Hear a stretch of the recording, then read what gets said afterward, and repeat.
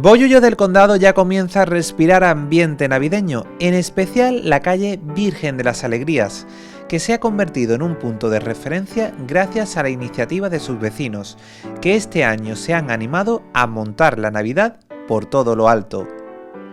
Las fachadas de las viviendas han sido decoradas completamente por el exterior, desde arriba hasta abajo, creando un espectáculo de luces y adorno que recuerdan a iniciativas tan conocidas como la del municipio de Aljaraque en Huelva.